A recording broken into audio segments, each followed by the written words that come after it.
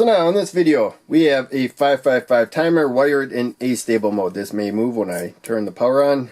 Moved a little bit, but in case, we have a trim pot in this circuit. We also have this servo right there. So this is a motor that moves based on the signal that it is given, and generally they have limited range, although some of them can spin 360. But in case, there you can see, as I turn the trim pot, I am turning the trim pot clockwise. The servo is turning clockwise.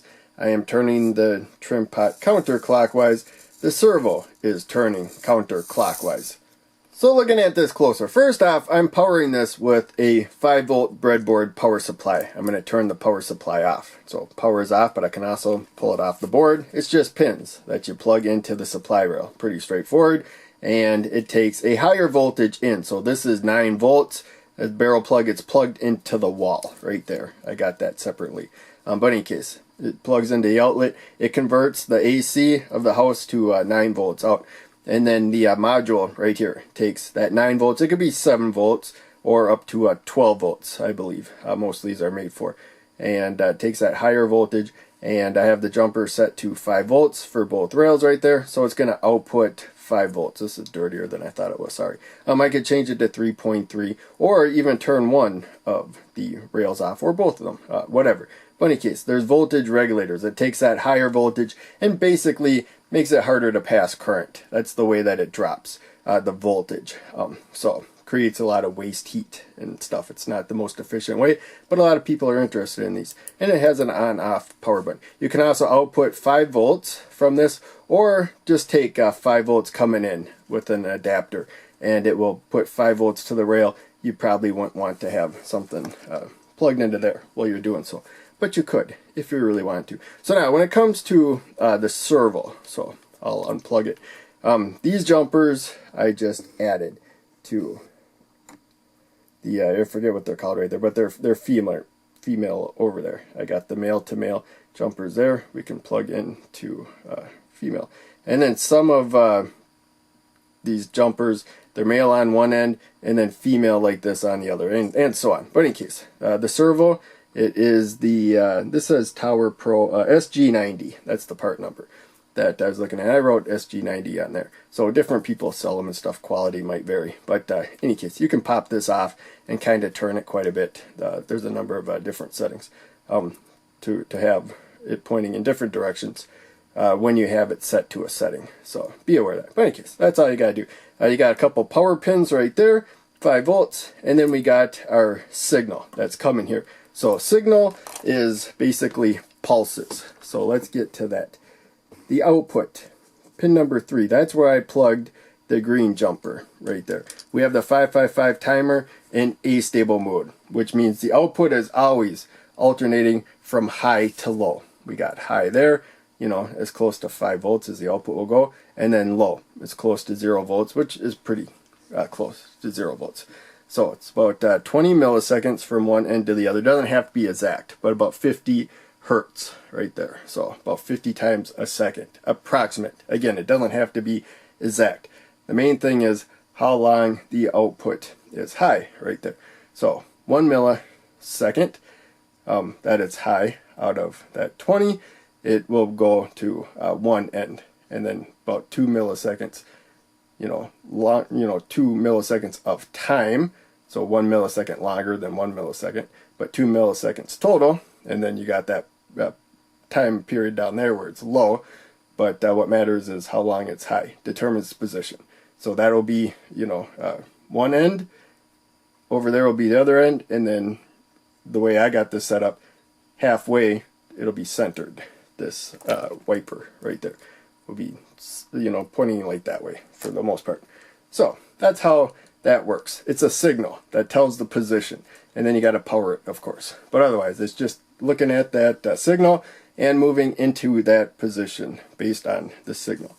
I'm using the 555 just because I, wanted to give myself a challenge for the most part, because I have little testers. I don't have one within reach, but it just comes in a little package, and you got a knob and like a button. You got some settings you can do.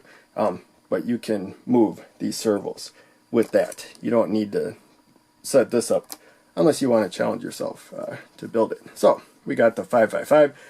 Pin 4 is the reset pin. We don't want it to ever do anything. If it sees a low voltage, 0 volts, it's going to hold the output low and keep it there. And that's not something you want with the servo. You want a steady stream of pulses. It's just the length of the pulse that matters for the position of the servo.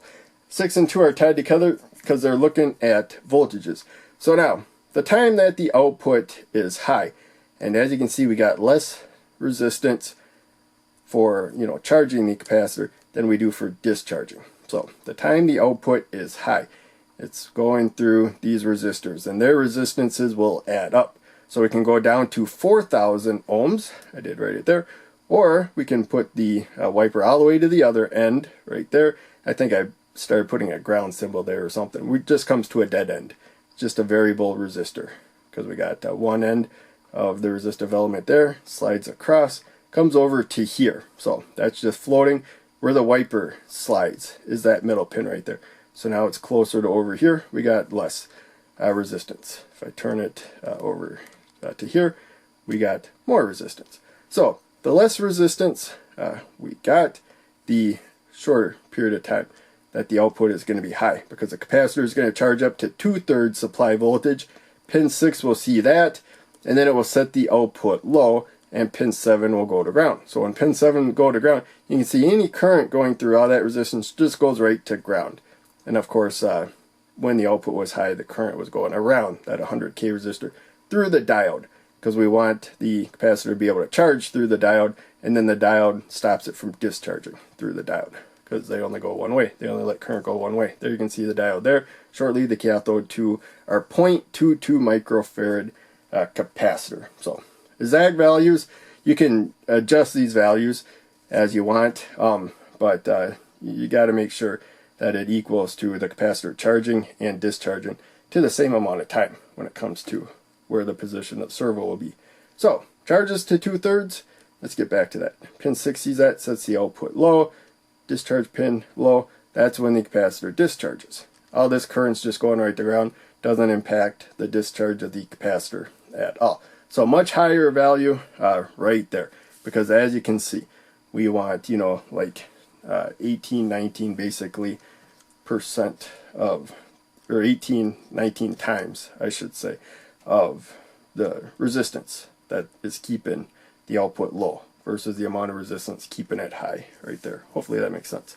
So trying to not to make this a big math thing. You can learn all the math of this if you really want to study math. I don't. You don't have to with electronics. Just on your own, you can just do approximations and stuff, and try different values to get the result you want. But in any case, there we go. More resistance to keep the output low. So hopefully you can see that. Really kind of the only thing clustered up, I didn't mean to pull that resistor, is the resistor and the diode. So shortly the cathode to the capacitor so that it can charge, and then it has to discharge up to pin 7, and I'm aiming through the camera. That's why it looks like I'm not doing so well. But yeah, there we go. And then we got the 3,000 ohm resistor right there. So ultimately we got 4,000 there together. We can do different value resistors to get that 4,000. This is a 10,000 ohm trim pot, and but that's one path right there. So their resistances just add up, go into the diode, into the little capacitor right there. Again, it's charging and discharging pretty, relatively rapidly. So that's about it. If you want to see me, wire this up now that I got this, I should probably do the servo first. So again, we got the servo, just as a reminder. Brown right there is the negative supply. That's ground. So brown for ground, that's kind of easy to understand. Red for the positive supply. You see red for positive all the time. That should also be helpful. Now orange is, something in between. That's where our signal is coming. So that's how I like to look at that. And may want to do the signal first, and then ground.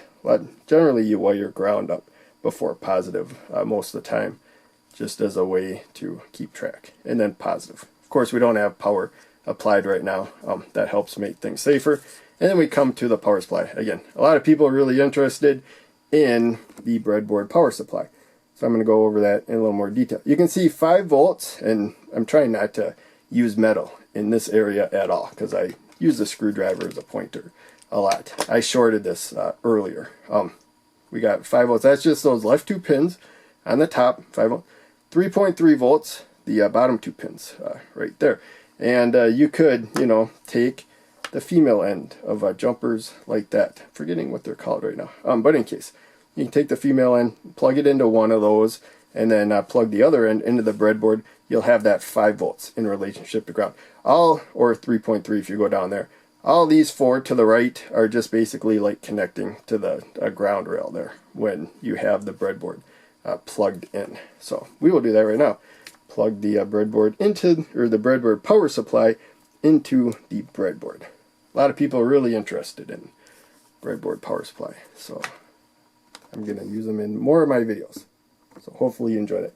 Then you just have to turn the power on. The only way we know this is really working is if the trim pot, or not the trim pot, the servo moves right there. And so yeah, I didn't speak the greatest in this video, but I think I did good enough where I don't need to refilm it. But there you go. We got that movement, and I actually like this a lot. I would use this to control a servo, even though I have testers. I think this might be working better than the tester when this is all that I want to do. And of course, the breadboard's cheap there, so it doesn't make the greatest of connections that can cause problems, even though it was working really smoothly right there. You know, if you just kind of move just wrong, your component or jumper or something might not make a good connection. Something, especially with these cheap boards.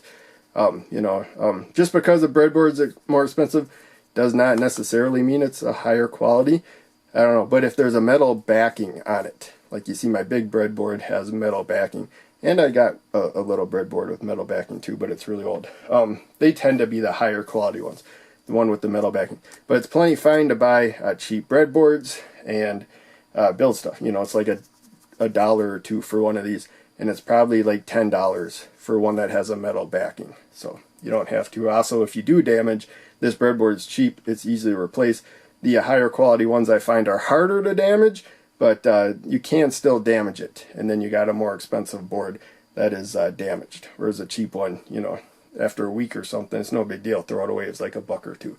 So, yeah, I probably rambled on longer than I needed to. But I hope you still enjoyed. Thanks for watching. Make sure you check out one of the other videos I posted on the screen, and check out the links down below. They all help a lot. I'll see you in the next video.